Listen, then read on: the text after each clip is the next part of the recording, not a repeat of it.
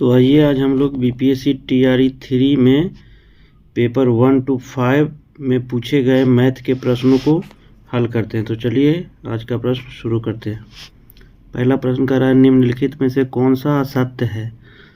तो पहला ऑप्शन है वृत्त का क्षेत्रफल पाई r स्क्वायर है, तो होता है पाई r स्क्वायर। अगला है एक समबाहु त्रिभुज का क्षेत्रफल √3/4 a स्क्वायर है, तो ये भी होता है। फिर अगला प्रश्न है एक त्रिभुज का क्षेत्रफल √3/2 a स्क्वायर, तो ये हमारा गलत है। त्रिभुज का क्षेत्रफल सामान्य स्थिति में क्या होता है 1/2 और आधार इंटू बेस होता, आधार इंटू हाइट होता है, ऊंचाई, आधार गुना ऊंचाई होता है। ठीक है, चलिए अगला प्रश्न हम लोग चलते हैं। अगला प्रश्न कह रहा है एक वृत्त का क्षेत्रफल उसकी परिधि का दुगना है, तो वृत्त की त्रिज्या क्या होगी या क्या है। तो देखिए वृत्त का क्षेत्रफल पाई r स्क्वायर होता है। कह रहा है कि क्षेत्रफल जो है परिधि से दुगना है, तो परिधि 2πr होता है और इससे दुगना है, तो इसको दुगना कर दिए तो इक्वल हो गया दोनों। अब देखिए इसको सॉल्व कीजिए, पाई से पाई कैंसिल हो गया, उसके बाद इधर r स्क्वायर है और इधर r है, तो एक r कैंसिल हो जाएगा एक r से। अब देखिए r बराबर क्या हो जाएगा 2 × 2 बराबर कितना हो जाएगा 4 हो जाएगा। तो इसका कौन सा ऑप्शन हो गया, ऑप्शन ए हो गया हमारा। चलिए अगला प्रश्न चलते हैं हम लोग। ठीक है, अगला प्रश्न बोल रहा है कि एक वस्तु के क्रय मूल्य ₹900 पर 20%, 30% और 40% छूट मिलती है, तो छूट के बाद वस्तु की कीमत क्या है। छूट मीन डिस्काउंट दे रहा है 900 के वस्तु के मूल्य पर। ठीक है, तो 900 पर पहला छूट जो है 20% है, तो 20% छूट का मतलब क्या हुआ 100 का वस्तु कितना में बिकेगा 80 में बिक रहा है, तो 80/100। फिर अगला छूट कितना का है 30% का, तो 100 में से 30 माइनस करेंगे कितना होगा 70 गुना 70/100 गुना अगला छूट कितना का है 40% का, तो 40 घटा के कितना बचेगा 60/100। अब इसको सॉल्व कर देंगे तो ये मेरा हो जाएगा छूट के बाद कितना में मिलेगा वस्तु जो है। तो 0 से 0 0 से 0 ये कट गया, फिर एक 0 यहाँ काटिए, फिर इससे ये कट गया, फिर एक 0 इसमें बच गया। अब नीचे बच गया है 10 बच गया है, ऊपर है 9 × 8 = 72 और 7 × 42, तो 72 × 42 कीजिए, तो 72 गुने देखिए तो 144 इधर हो गया, इधर हो जाएगा 4 दूनी 8 7 चौक 28, तो ये हो गया 8 4 12 4 8 4 12 8 1 9 1 10, तो 3024 हो गया। अब बटा 10 है, तो एक अंक के बाद दशमलव बैठा देंगे, तो 302.4। देखिए तो कौन ऑप्शन है, ऑप्शन सी हो गया इसका आंसर। ठीक है, हम लोग अगला प्रश्न चलते हैं। 5 नंबर देखिए 5 में क्या कह रहा है, जो कह रहा है कि प्रथम 5 अभाज्य संख्याओं का योग क्या है। तो पहला अभाज्य संख्या कौन होता है 2 है, उसके बाद कह रहा है 5 लगातार है अभाज्य संख्या, तो 2 के बाद 3 होता है, 3 के बाद 4 नहीं होगा, 4 के 5 हो जाएगा, 6 नहीं होगा 7 होता है, 7 के बाद 8 नहीं होगा, 9 नहीं होगा, 10 नहीं होगा, 11 होगा, और ये सब का सम पूछ रहा है। तो देखिए 3 2 5 5 5 10 10 7 17 17 11 28, तो कौन सा हो जाएगा ऑप्शन, ऑप्शन नंबर सी हो गया। देखिए कितना आसान आसान सवाल आया है आज। चलिए अगला प्रश्न चलते हैं हम लोग। छठा आ गया हमारा, देखिए छठा कह रहा है 3 संख्याएं 3 4 5 के अनुपात में हैं और इनका एलसीएम 2400 है, इनका एचसीएफ पूछ रहा है। ठीक है, तो मान ले देखिए ये अनुपात में है, तो अनुपात हटाने के लिए 3x हो जाएगा प्रथम संख्या, फिर हो गया 4x हो गया, फिर हो गया 5x हो गया तीसरी संख्या। अब देखिए ये तीनों संख्या का हम एलसीएम निकालेंगे तो कितना होगा, x सम में है, तो x एलसीएम में क्या करते हैं जो संख्या मिलता है उसको एक बार लिख लेते हैं, और जो बच जा रहा है जो नहीं मिल रहा है तीनों संख्या में 3 4 5। तो ये सबको क्या हम लोग करते हैं, गुना कर लेंगे। तो 4 तिये 12, 12 पचे 60 हो गया। यही एलसीएम जो निकला तो ये दिया हुआ है, कितना दिया हुआ है, 2400 दिया हुआ है। तो चलिए 0 से 0 कैंसिल हो गया। और अब देखिए 6 चौ 24, 6 चौ 24, 4 मतलब 40 से ये कैंसिल हो गया। x का वैल्यू कितना आ गया, 40 आ गया। तब देखिए तो 3, तो पहला संख्या क्या है, 3x है। तो 3x कितना हो जाएगा, 40 दिया 20 से। 4x दूसरा संख्या है तो 40 चौ 60 से। तीसरा जो है 5x है तो 40 पचे 200 हो गया। अब देखिए पूछ रहा है यही तीनों संख्या का HCF क्या होगा, महत्तम समावर्त क्या होगा। तो देखिए तो इसका महत्तम समावर्त निकाल लीजिए। तो देखिए कौन तीनों ऑप्शन में संख्या है जिससे ये पूरा तीनों संख्या डिवाइड हो जाएगा। ऑप्शन ए से निकाल लीजिए, तो ऐसे भी निकालने का प्रोसेस। तो ये 120 से तो ये होगा, लेकिन ये नहीं डिवाइड होगा। 40 से देख लीजिए, 40 या 20 से, 40 चौ 60 से, और 40 पचे 200। तो हमारा आंसर यही हो गया, 40 पचे 200। HCF कितना हो गया, 200, ये 40 हो गया। ठीक है, चलिए अगला प्रश्न है 4.036 को 0.04 से विभाजित करने पर क्या प्राप्त होता है। तो चलिए इसको कर लीजिए डिवाइड है, 4.036 बटा 0.04। तो देखिए डेसिमल ऊपर से हटाइए तो नीचे 3 0 होगा, क्योंकि 3 अंक के बाद है। और ऊपर हो जाएगा, ये डेसिमल हटेगा तो 2 0 हो जाएगा। तो ये कैंसिल हो जाएगा, 1 0 नीचे बच गया। अब देखिए, अब इसको काटिए इधर से। तो ये हो गया 10 चौ 40, नहीं 0, 9 चौ 36, इतना हो गया, इतना बटा 10 है। तो 1 0 है तो दाहिने साइड से दशमलव 100.9 हो गया। कौन सा ऑप्शन होगा, ऑप्शन बी हो गया है। 0.00216 का घनमूल निकालिए। तो देखिए इसका घनमूल निकालने के लिए कुछ नहीं करेंगे, पहले जो नंबर दिया हुआ है डिजिट 0 को छोड़ के उसका ये निकाल देंगे, फैक्टर निकाल देंगे, ठीक ना। तो देखिए फैक्टर इसका क्या आएगा, इसका फैक्टर वैसे हम लोग जानते हैं कि 6 को 3 बार गुना करते हैं तो 216 होता है, ठीक है ना। तब देखिए घनमूल में होता क्या है, 3 अंक यदि रूट के अंदर है तो बाहर आएगा तो 1 आएगा, ठीक है। अब ये तो नंबर आ गया, लेकिन 0 भी था, तो 3 को 0 है तो 3 को 0 के बदला कितना 0 निकलेगा, 1 0 निकलेगा बाहर। अब डेसिमल ये हो जाएगा, तो ऑप्शन कौन सा हो गया, सी हो गया। चलिए अगला, सारा प्रश्न लीजिए। देखिए अगला कह रहा है 5 संख्याओं का औसत 27 है, यदि एक संख्या घटा दी जाए तो औसत 25 हो जाता है, तो निकाली गई संख्या क्या। कह रहा है पहले 5 संख्या है तो लिख ले, तो 5 संख्या का औसत है 27। तो यदि 5 संख्या का औसत है 27 तो उस संख्या का सम निकालेंगे सबका, तो कितना हो जाएगा। निकालने का तरीका है कि गुना कर देते हैं, तो 135 हो गया। फिर कह रहा है कि एक संख्या इसमें से हटा दिया, मतलब माइनस कर दिया, तो कितना संख्या हो जाएगा, वो हटाएगा 5 में से 4 गो। 4 गो का कितना कह रहा है, औसत है 25 है। तो इस चारों का फिर सम निकाल देंगे, कितना हो जाएगा योग। तो देखिए 25 चौ 100, 100 हो गया। तो कह रहा है कि निकाली गई संख्या क्या है, तो ए को जो निकला उसी के कारण नहीं 135 से घट के 100 पे आ गया। तो देख लीजिए दोनों का डिफरेंस कितना है, 35, 35। कौन सा ऑप्शन हो गया, ऑप्शन नंबर ए हो गया। चलिए अगला प्रश्न।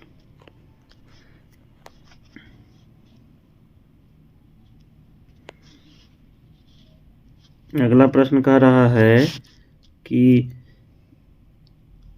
34, 47, 29, 41, 33, 69 का माध्यक क्या है जो। तो माध्यक निकालने का तरीका है कि पहले जो संख्या दिया हुआ रहता है उसको इंक्रीजिंग ऑर्डर में हम लोग,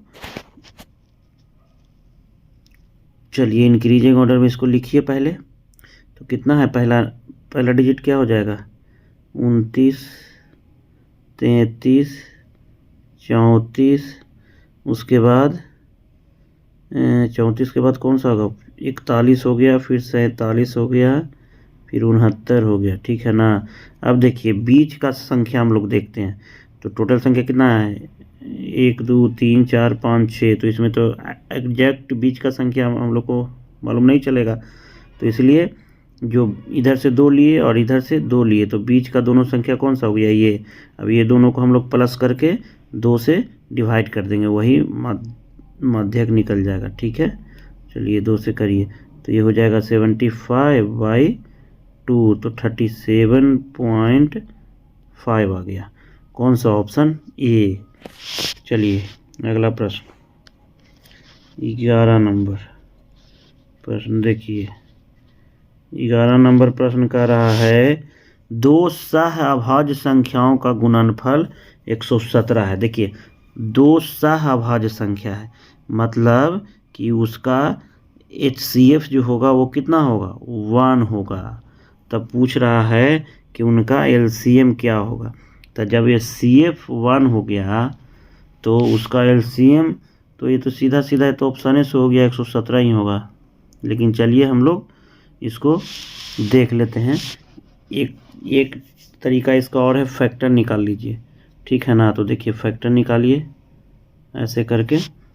देखिए तो 3 से पहले ये डिवाइड हो जाएगा, 3 3 9, 9 3 27 39 से। अब देखिए 3 13, तो देखिए इधर इसको बोल रहा है सहभाज्य में, तो इसका फैक्टर कितना हो गया, तो 3 × 3 कितना होता है, 9 होता है। अब देखिए इसका सहभाज्य हो गया, इसका चूंकि इसका HCF एक ही आएगा, तब बस यही ना हो गया। तो LCM पूछ रहा है, तो LCM जब 2 सहभाज्य संख्या है, इसमें कोई फैक्टर नहीं है, तो LCM क्या हो जाता है, उसका गुना कर देते हैं दोनों संख्या को, तो कितना हो गया, 117 हो गया। चलिए अगला प्रश्न 12 नंबर पेज देखिए। अगला ये कह रहा है यदि 1/3 + 1/2 + 1/x = 4, तो x का वैल्यू ज्ञात करें। ये सब सारा प्रश्न लीजिए। 1/3 है, देखिए तो इसको ऐसे कीजिए, 1/x को इधर ही रख लीजिए, या बाकी संख्या को इधर भेज दीजिए। ठीक है, तो देखिए इधर भेजेंगे तो ये माइनस ही रह जाएगा। ठीक है ना, ये माइनस ही रह जाएगा। ठीक है, -1/2। अब देखिए इधर LCM ले लीजिए, 6 हो गया LCM 3 2 का, और इधर आएगा तो 6 4 24 -2 -3, तो देखिए ये माइनस माइनस हो जाएगा प्लस, तो -5 हो जाएगा ऐड होके, तो -5, तो 24 में से -5 जाएगा तो 18 हो गया, नहीं 19 हो जाएगा, 19/6। तो 1/x बराबर हो गया 19/6, तो x बराबर कितना हो जाएगा, उल्टा हो जाएगा, 6/19। ऑप्शन कौन सा हो गया, ऑप्शन बी हो गया। चलिए देखिए कितना आसान प्रश्न है। अगला प्रश्न 13 देखिए। ये कह रहा है एक छात्र के अंक गलती से 63 के बजाय 83 हो गया। ठीक ना, इस कारण से कक्षा के औसत अंक आधा बढ़ गया है। अब देखिए दोनों का डिफरेंस कितना है, 20 है, तो आधा में बढ़ रहा है 20, तो यदि संख्या पूरा बढ़ेगा तो कितना रहेगा, पूरा बराबर 40। तो ये तो शॉर्टकट से हो गया, ये 40 हो गया। अब यदि इसको विस्तृत रूप में बनाना चाहते हैं, तो विस्तृत रूप में बनाना चाहते हैं तो चलिए हम लोग वो भी सीख लेते हैं। ठीक है ना, देखिए एक छात्र के अंक गलती से 63 के बजाय उतना, तो मान लेते हैं छात्रों की संख्या 1 से है। ठीक है, औसत 22 मान लेते हैं, दिया वो नहीं है, और लिखाना चाहिए था कितना, इतना, लेकिन लिखा गया कितना, 83 लिखा गया। ठीक ना, आ गया। अब यही जो क्या हुआ कि ये दोनों में जो गड़बड़ी हुआ, उसी के कारण क्या हुआ कि x जो पहले था वो अब क्या हो गया, x तो x रह गया, संख्या तो छात्र का उतना ही है, लेकिन क्या हुआ कि औसत जो है वो आधा क्या हो गया, बढ़ गया, आधा 1/2 बढ़ गया। तब इसको करेंगे तो देखिए ये हो जाएगा x/, हो जाएगा, इधर हो जाएगा +x/2 हो गया। अब देखिए बराबर की पट्टी पट्टी सेम रहता है तो क्या होता है, दोनों कैंसिल हो गया। अब देखिए यहाँ से ये दोनों को घटाएंगे तो कितना होगा, 20 हो जाएगा, इधर x/2 है, तो x बराबर कितना हो गया, 40 हो गया। यही आ गया 40, यहाँ भी 40 आया था, इससे शॉर्टकट वो था। चलिए अब अगला प्रश्न हम लोग चलते हैं। 14 नंबर 14 नंबर प्रश्न में देखिए अगला नंबर क्या कह रहा है, जो देखिए इधर कह रहा है कि x पे पावर 5 पे पावर x प्लस 3, फिर 25 पे पावर 3x माइनस 4। तो इसको हम लोग सॉल्व करते हैं, ठीक ना। देखिए ये घातांक और करनी का सवाल है, ठीक है। तो चलिए अब इसको सॉल्व कीजिए। 5xy प्लस 3 है, ठीक है। उसके बाद देखिए 25 को हम लोग क्या लिख सकते हैं, 5 का स्क्वायर लिख सकते हैं कि नहीं। और इधर है 3x इंटू ब्रैकेट में 3x माइनस 4 है, ठीक है। हो गया ये। अब देखिए बेस सेम हो गया, तो बेस सेम हो जाता है तो हम लोग पावर को सेम कर देते हैं। पावर कितना है इधर, ये हो गया, तो इधर हो जाएगा 2x 4 हो गया। देखिए तो ये हो जाएगा 6x माइनस 8। अब देखिए 6x को इधर लेके आइए तो x माइनस 6x हो जाएगा, इक्वल के इस साइड आएगा तो, और ये माइनस 8 है, 3 को लेके चलिए इधर इक्वल के, तो ये हो गया। अब देखिए माइनस 5x इक्वल्स टू हो जाएगा माइनस 11। देखिए माइनस माइनस कैंसिल, तब x इक्वल्स टू कितना हो जाएगा, x इक्वल्स टू हो गया हमारा, कितना हो गया 11/5। आ गया ऑप्शन बी। चलिए ठीक है, अगला 15 नंबर है।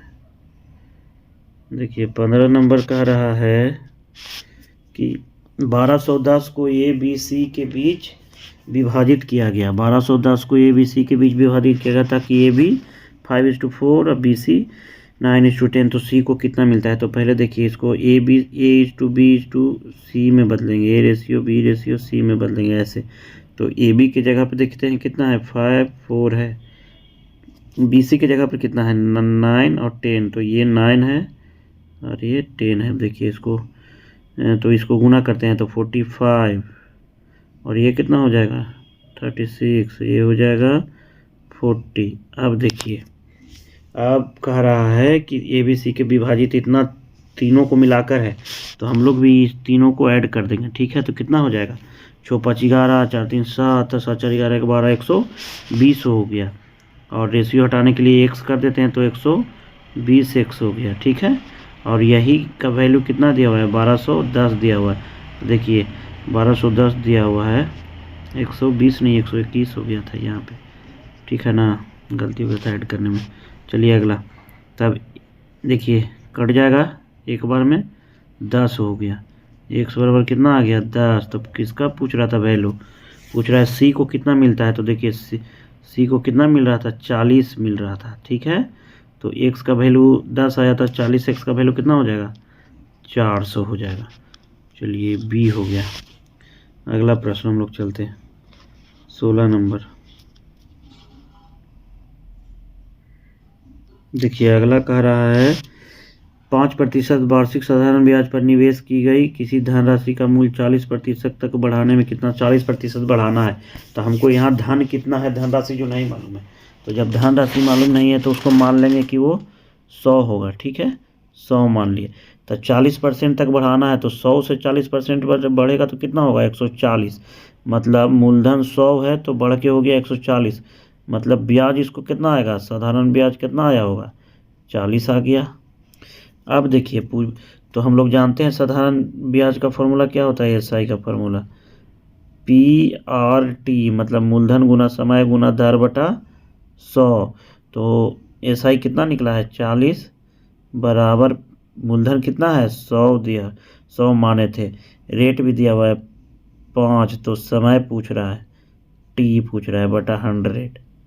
100 से 100 कैंसिल और ऊपर से 8 5 40। तो टी बराबर कितना आ गया 8। तो 8 वर्ष वाला हो गया ऑप्शन ए। चलिए अगला प्रश्न 17। देखिए ये कह रहा है 2 घनों के आयतन का अनुपात 8:27 है, तो उनके सतह का क्षेत्रफल ज्ञात कीजिए।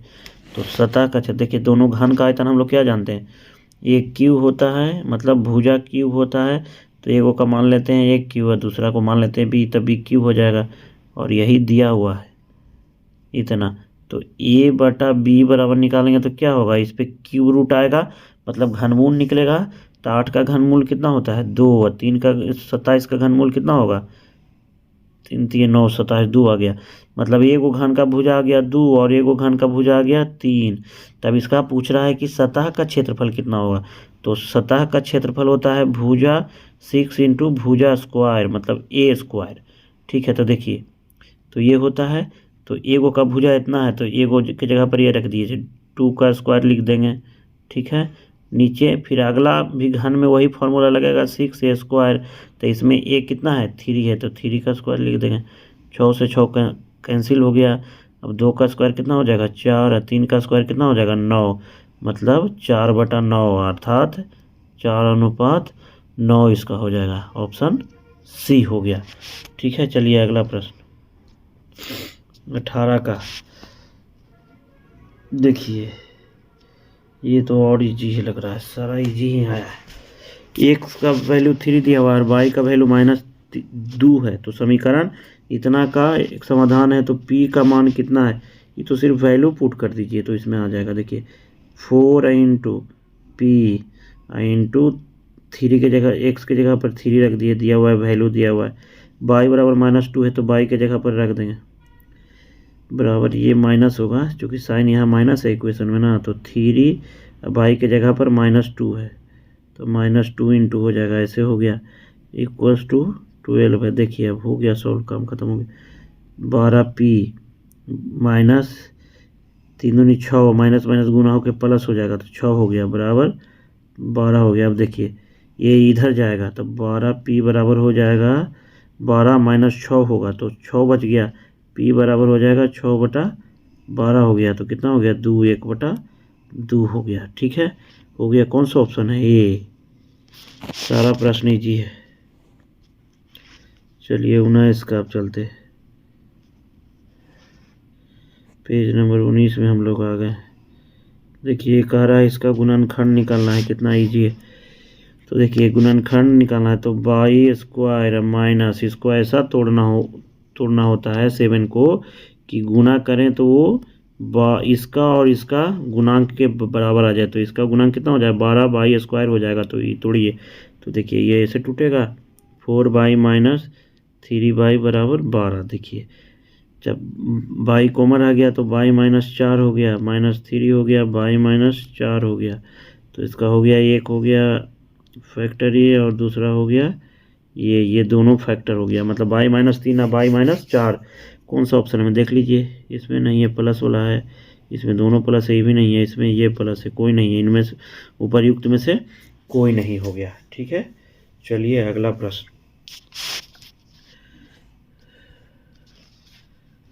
अगला प्रश्न 20 नंबर पेज। ये कह रहा है, देखिए इसमें क्या कह रहा है कि अवलोकन उतना 2 3 7 9 7 1 1 9 1 6 और इधर 9 छूट गया था का बहुलक निकालिए। तो देखिए बहुलक होता है कि जितना संख्या दिया हुआ है उसमें जो जिसका रिपीटिशन सबसे अधिक बार हुआ है वही उसका बहुलक हो जाएगा।